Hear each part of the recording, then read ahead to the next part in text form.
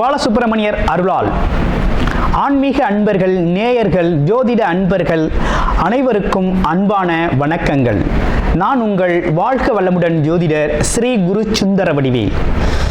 இப்போ பார்த்தீங்கன்னா 2025 நடக்க இருக்கிற தமிழ் புத்தாண்டு எப்படி இருக்குது, என்னென்ன விசேஷங்கள் இருக்குது, ஒவ்வொரு ராசிக்கும் எப்படி இருக்கும், என்ன செய்யலாம், என்ன செய்யக்கூடாது, என்ன விதமான வழிபாடுகள் செய்யணும், ஒவ்வொரு நட்சத்திரங்களுக்கும் என்ன விதமான பலன்கள் இருக்குது, இந்த ஆண்டு முழுவதும் இருக்கக்கூடிய கிரக பெயர்ச்சிகளால் ஏற்படக்கூடிய மாற்றங்கள் என்ன, வளர்ச்சி எப்படி இருக்கும், குடும்ப வாழ்க்கை எப்படி இருக்கும், சுப நிகழ்ச்சிகள் எப்படி இருக்கும், வீடு, வண்டி, வாகனம் மற்றும் அசையும் மற்றும் அசையா சொத்துக்கள் யாருக்கு அமையும், குழந்தை பாக்கியம் யாருக்கு கிடைக்கும் அப்படிங்கும் பல்வேறு விஷயங்களை பற்றி இந்த ஒரு வருடம் இருக்கக்கூடிய மொத்த பலனையும் நம்ம இந்த வீடியோ மூலமாக பார்க்க இருக்கிறோம்.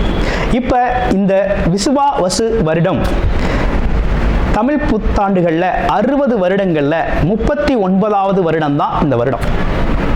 இந்த வருடம் இந்த ஆண்டு பிறக்குது. இந்த வருடத்தில் பிறக்கும் குழந்தைகள் தைரியமாக குழந்தைகளாகவும், எல்லோரையும் அனுசரித்து தெரியக்கூடிய குழந்தைகளாகவும், பண்புள்ள குழந்தைகளாகவும், அது மட்டும் இல்லாமல் தர்ம காரியங்கள், புண்ணிய காரியங்கள் ஈடுபடக்கூடிய குழந்தைகளாகவும் பிறப்பார்கள் அப்படிங்கிறது சித்தர் பாடல்களில் உள்ள ஒரு அமைப்பு. அது மட்டும் இல்லாமல் தன் மகனை சான்றோன் என கேட்ட தாய் அப்படிங்கிறது மாதிரி அந்த குழந்தைகள் பெற்றோருக்கு பெருமை சேர்ப்பார்கள் அப்படிங்கிற ஒரு விஷயமும் இருக்குது. இப்போ இந்த வருடத்தில் இந்த வருட பிறப்பின் அடிப்படையில் சூரியன் அப்படிங்கிற ஒரு ராஜாவாகவும் மந்திரியாகவும் இருக்கிறதுனால அரசியல் மாற்றங்கள், அதிகாரம் சார்ந்த மாற்றங்கள் அப்படிங்கிற ஒரு விஷயம் நடக்க இருக்குது. அதையும் தாண்டி மழை பொழிவு அப்படிங்கிறது ரொம்ப அதீதமாக இருக்குது. விவசாயம் செழிக்கும், தானிய உற்பத்திகள் அதிகரிக்கும். அடுத்து பார்த்தீங்கன்னா மக்கள் செழிப்பமடைவார்கள். வருமானத்தை விட செலவு கம்மியாக இருக்கும், சேமிப்பு அதிகரிக்கும், தங்கம், வெள்ளி, ஆபரணங்கள் வாங்கக்கூடிய தன்மை ஏற்படுது. அது இல்லாமல் பார்த்தீங்கன்னா இந்த காலகட்டத்தில் பசுக்கள் உற்பத்தி அப்படிங்கிற ஒரு விஷயம் ரொம்ப நல்லா இருக்குது. அடுத்து பார்த்தீங்கன்னா மக்கள் மீது வரி அப்படிங்கிற ஒரு விஷயம் அதிகரிக்கக்கூடிய சூழ்நிலை அப்படிங்கிறதும் இருக்குது. ஆக மொத்தத்தில் இந்த விசுவாவசு வருடம் அப்படிங்கிறது மற்ற வருடங்களை விட இந்த வருடத்தில் மக்களின் வளர்ச்சி அப்படிங்கிறது நல்லா இருக்கு. திரைப்படத்துறை ரொம்ப நல்லா இருக்கு. பெண்களுக்கான வளர்ச்சி, பெண்களுக்கான திட்டங்கள் அப்படிங்கிற ஒரு விஷயத்தை அரசாங்கங்கள் அதற்கான முக்கியத்துவம் கொடுக்க இருக்கிறாங்க. அந்த வகையில் அவங்களோட தனி முன்னேற்றம் அப்படிங்கிறது இந்த காலகட்டத்தில், இந்த வருடத்தில் ரொம்ப அதிகமாக இருக்கக்கூடிய அமைப்பு இருக்கு. குறிப்பாக எல்லார் குடும்பங்களிலும் சுப நிகழ்ச்சிகள் நடக்கக்கூடிய ஒரு தன்மை, திருமண பாக்கியங்கள் கைகூடக்கூடிய ஒரு அமைப்பு, குழந்தை பாக்கியங்கள் கிடைக்கக்கூடிய அமைப்பு, கோவில் வழிபாடுகள், தர்ம காரியங்கள், புண்ணிய காரியங்களில் மக்கள் ஈடுபடக்கூடிய ஒரு தன்மை அப்படிங்கிறதெல்லாம் ரொம்ப மிக சிறப்பாக இருக்கக்கூடிய இந்த விசுவாவசு வருடத்தில் உங்கள் ராசிக்கு எப்படி இருக்கும் அப்படிங்கிறத இப்ப பார்ப்போம். மிருகசீரிஷ நட்சத்திரம். இந்த மிருகசீரிஷ நட்சத்திரம் அப்படிங்கிறது விசுவா வருடத்தின் எப்படி இருக்குது அப்படின்னு பார்க்கையில் இந்த வருடம் அப்படிங்கிறது உங்களுக்கு இடம், பூமி, சொத்துக்கள், மனை வாங்கக்கூடிய ஒரு அமைப்பு அப்படிங்கிறது உருவாகிருக்குது. அது மட்டும் இல்லாமல் பல்வேறு விதமான லாபங்கள் அப்படிங்கிறது இந்த காலகட்டத்தில் அதிகரிச்சிருக்கு. உங்களுக்கு மதிப்பு மரியாதை அதிகரிக்கும், குடும்ப பிரச்சனைகள் தீரும், குடும்பத்தின் மன மகிழ்ச்சிகள் ஏற்படும். அதே போல் பார்த்தீங்கன்னா திருமண சம்பந்தப்பட்ட விஷயங்கள் நடக்க ஆரம்பிக்கும், குழந்தை பாக்கியம் கிடைக்கக்கூடிய ஒரு அமைப்பு அப்படிங்கிறதுலாம் ரொம்ப அற்புதமாக அமைஞ்சிருக்குது. இது இல்லாமல் வருமானம் சார்ந்த விஷயத்தில் நல்லதொரு முன்னேற்றம் அப்படிங்கிறத இந்த வருடத்தில் நீங்கள் பெரிய லெவலில் சந்திப்பீங்க. இது ஒரு அற்புதமான வருடம், விசுவாவசு வருடம். அனைவருக்கும் புத்தாண்டு நல்வாழ்த்துக்கள். நான் விசுவாசு வருடம் இந்த வருடத்தில் 3 விதமான பெயர்ச்சிகள் அப்படிங்கிறது ஏற்பட்டிருக்குது. ஏற்கனவே பார்த்தீங்கன்னா சனி பகவான் பெயர்ச்சி ஆகியிருக்கார். இப்போ அந்த வருடத்தில் குரு பகவான், ராகு பகவான் 2 பேரோட பெயர்ச்சிகள் இருக்குது. அப்போ பார்த்தீங்கன்னா குரு பகவான் அப்படிங்கிறவர் உங்களுடைய ராசியிலேயே இருந்த ஜென்ம குருவாக இருந்த குரு பகவான் இப்போ ராசிக்கு 2ஆம் இடத்துல தனஸ்தானத்தில் போய் அமர்றாரு. தனாதிபதியாக லாப குருவாக வந்து அமர்றாரு. அப்போ நல்ல அருமையான ஒரு ஸ்தான பலம் அப்படிங்கிறது இந்த வருடம் பார்த்தீங்கன்னா மே 14ஆம் தேதிக்கு அப்புறம் ரொம்ப அற்புதமாக இருக்கு. அதே போல் மே 18ஆம் தேதிக்கு பிறகு ராகு கேது 11ஆம் இடம் இருந்த ராகு பகவான் அதே நேரத்தில் 5ஆம் இடத்துல இருந்த கேது பகவான் இவங்க 2 பேரும் பெயர்ச்சி அடைகிறாங்க. எப்படின்னு கேட்டிங்கன்னா 10ஆம் இடத்துல ராகுக்கும் 4ஆம் இடத்துல கேது பகவானும் பெயர்ச்சி அடையக்கூடிய ஒரு நிலை அப்படிங்கிறது ஏற்பட்டிருக்கு. அடுத்து இந்த வருடம் முழுவதுமே பார்த்தீங்கன்னா சனி பகவான் 11ஆம் இடத்துல சஞ்சாரம் செய்வார். லாபாதிபதி, தொழிலதிபதி, கர்மாதிபதி அப்படிங்கிறவர் அந்த இடத்துல சஞ்சாரம் செய்கிறார். இதுதான் இந்த வருடத்தில் இருக்கக்கூடிய கிரக மாற்றங்கள், கிரகங்களின் அமைப்பு உங்களுடைய ராசிக்கு. இந்த அமைப்புக்கு என்ன நடக்கும் ரிஷபராசிக்கு அப்படின்னு எடுத்துக்கிட்டோம்னா, முதல் விஷயம் தொழிலில் எதிர்பார்த்த வகையில் நல்ல லாபம் அப்படிங்கிறத நீங்கள் இந்த வருஷத்தில் எதிர்பார்க்கலாம். தொழில் லாபம் அப்படிங்கிறது ரொம்ப சிறப்பாக இருக்குது. 2வது வேலை உத்தியோகத்தில் ஒரு நல்ல முன்னேற்றம் இருக்குது. உத்தியோகத்தில் நல்ல பதவி உயர்வுடன் கூடிய ப்ரமோஷனை நீங்கள் எதிர்பார்க்கலாம். புகழ் சேரும், கௌரவம் அதிகரிக்கும், செல்வம் சேரும் அப்படிங்கிற ஒரு விஷயம்லாம் ரொம்ப நல்ல அற்புதமாக ரிஷபராசிக்கு இந்த வருடத்தில் ரொம்ப நல்லா இருக்கு. அதுவும் குருவின் பெயராலும், அது மட்டும் இல்லாமல் சனி ராகு இவங்க 2 பேருமே நல்ல ஒரு ஸ்தான பலம் பெற்றிருக்கிறது அப்படிங்கிறது ஒரு நல்ல அமைப்பு அப்படிங்கிறது சூப்பராக இருக்குது.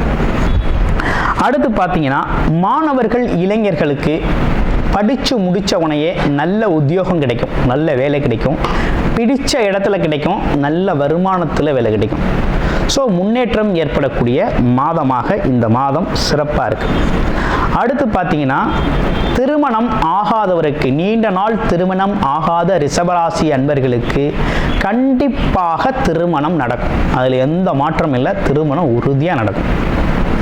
குடும்பத்துக்கு ஒரு ஆளை சேர்க்கக்கூடிய ஒரு அமைப்பு ரொம்ப அற்புதமாக இருக்குது. 3வது விஷயம் என்ன சொல்லுது அப்படின்னு கேட்டிங்கன்னா, குழந்தை பாக்கியம் இல்லாமல் சிரமப்பட்டுக்கிட்டு இருந்தவங்க, குழந்தை செல்வம் இல்லாமல் நீண்ட நாள் தடை சந்தித்தவங்களுக்கு இந்த காலகட்டத்தில் மருத்துவ உதவியின் பெயரில் நல்ல குழந்தை செல்வம் அப்படிங்கிறது கண்டிப்பாக உண்டு. குழந்தை செல்வம் கிடைக்கும். இந்த அமைப்பு ரொம்ப நல்லா இருக்கு. அடுத்து 2வது திருமணம், மறுமணம் செய்கிறதுக்காக வெயிட் பண்ணிக்கிட்டு இருக்கவங்களுக்கும் கண்டிப்பாக மறுமணம் அப்படிங்கிறது நடக்கும். அடுத்து 2வது குழந்தை, முதல் குழந்தை இருக்குது, 2வது குழந்தை வேணும் அப்படின்னு சொல்கிறவங்களுக்கும் இந்த காலகட்டத்தில் குலதெய்வத்தின் அருளால் உங்களுக்கு ஒரு அருமையான குழந்தை, 2வது குழந்தையும் கிடைக்கக்கூடிய ஒரு அமைப்பு அப்படிங்கிறது இந்த வருஷம் ரொம்ப அற்புதமாக அமைஞ்சிருக்குது. அப்புறம் உங்களுக்கு இந்த காலகட்டத்தில் சகல விதமான முயற்சிகளும் வெற்றி தரும்.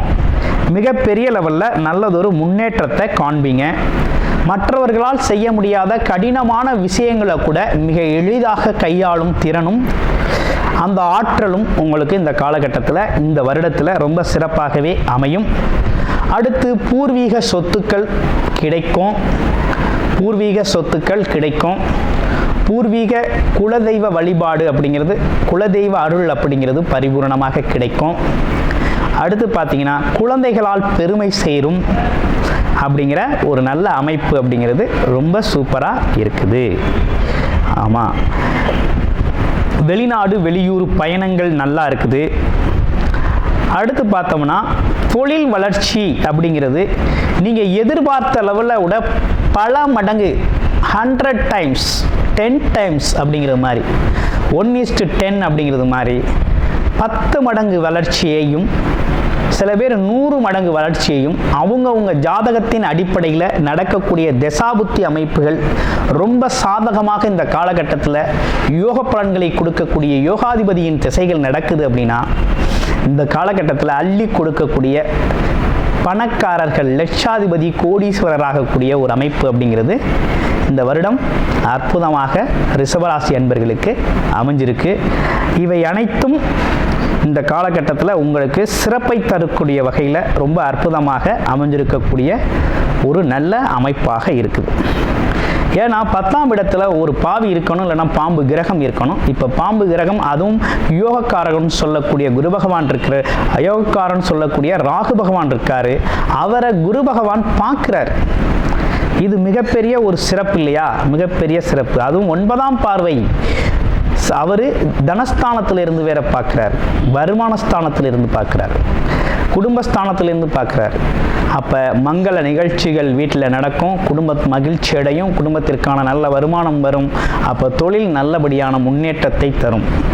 அடுத்து ரியலாகவே உண்மை, உழைப்பு, நேர்மை அப்படின்னு சொல்லி தன்னோட உழைப்பை செலுத்திட்டு அதற்கான அங்கீகாரம் இல்லை, ஆமாம் எனக்கான அங்கீகாரம் இல்லை, என் உழைப்புக்கு ஒரு பாராட்டு இல்லை, மதிப்பு இல்லை, மரியாதை இல்லைங்கிறவங்களுக்கெல்லாம் இந்த காலகட்டத்தில் சனி பகவானின் அருளால் அவங்களுக்கெல்லாம் பதவி உயர்வு, அவங்களோட திறமை அங்கீகரிக்கப்படுதல், அது மட்டும் இல்லாமல் அவங்களுக்கான முன்னேற்றத்தைங்களை உறுதிப்படுத்துதல், ஆமாம் மக்கள் தொடர்பு அதிகரிக்கிறது, கௌரவம், அந்தஸ்து, உண்மை நிலை அப்படிங்கிற ஒரு விஷயம்லாம் இப்போ தான் உங்களை பற்றிய விவரங்கள் வெளியில் வரக்கூடிய ஒரு நல்ல காலகட்டமாக இருக்குது.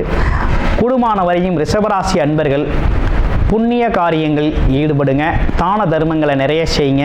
வழிபாடு அப்படின்னு எடுத்துக்கிட்டோம் அப்படின்னா ஞாயிற்றுக்கிழமைகளில் விநாயகர் வழிபாடு அப்படிங்கிற ஒரு விஷயத்தை செஞ்சுக்கோங்க. அதே போல் வெள்ளிக்கிழமை துர்க்கை அம்மன் வழிபாடு அப்படிங்கிறத தொடர்ச்சியாக செஞ்சுக்கிட்டு வாங்க. வாழ்க்கை வளமாகும். மிகப்பெரிய முன்னேற்றம் அப்படிங்கிறது உங்களுக்கு இந்த காலகட்டத்தில் காத்துக்கிட்டு இருக்கு. இந்த காலகட்டம் அப்படிங்கிறது உங்களுடைய வளர்ச்சி அப்படிங்கிறது 99% மிகவும் ரொம்ப சிறப்புடையதாக இருக்குது. அப்போ உங்களுடைய பிறப்பு ஜாதகம் தான் உங்களுக்கு சப்போர்ட் பண்ணணும், உதவி செய்யணும். பிறப்பு ஜாதகத்தில் யோகத்தை தரக்கூடிய, அதாவது நல்ல ஸ்தானபலம் பெற்று கிரகங்கள் பார்த்தீங்கன்னா ஒரு நல்ல தசாபுத்தி அமைப்புகள் நடக்குது அப்படின்னா மிகப்பெரிய வெற்றியை, கனவுகள், ஆசைகள், நினைத்த விஷயங்கள் நடக்கக்கூடிய ஒரு அற்புதமான வருடமாக அமைஞ்சிருக்குது. அனைவருக்கும் இனிய தமிழ் புத்தாண்டு நல்வாழ்த்துக்கள். நன்றி, வணக்கம். கூடுதல் தகவலாக நேயர்களின் விருப்பத்திற்கிணங்க நமது ஸ்ரீ பாலசுப்பிரமணியர் ஆலயத்தில் அனைத்து விதமான சகல விதமான தோஷங்களும் நிவர்த்தி அடைய பரிகார பூஜைகள் தொடர்ச்சியாக நடக்க இருக்குது. அது மட்டும் இல்லாமல் திருமண தடை, குழந்தையின்மை, தொழில் முன்னேற்றம், வேலை வாய்ப்பு கிடைத்தல், ராகுகேது தோஷங்கள் நிவர்த்தி அடைய, குலதெய்வ அருள் கிடைக்க, கடன் பிரச்சனை தீர, வாழ்வில் பணம், பொருள், செல்வாக்கு அதிகரிக்க, இப்படிப்பட்ட விஷயங்களுக்காக பல்வேறு விதமான சகல பிரச்சனைகளுக்கும் தீர்வு கிடைக்கும் வகையில் பரிகார பூஜைகள் நமது ஸ்ரீ பாலசுப்பிரமணியர் ஆலயத்தில் நேயர்களின் விருப்பத்தின் பேரில் தொடர்ச்சியாக நடக்கிறதுக்கு உங்களுக்கு விருப்பம் இருக்கும் பட்சத்தில் டிஸ்பிளேல தர நம்பருக்கு கால் பண்ணி உங்களுக்கான பரிகார பூஜைகளை ஸ்ரீ பாலசுப்பிரமணியர் ஆலயத்தில் செய்து கொள்ளலாம். நன்றி, வணக்கம்.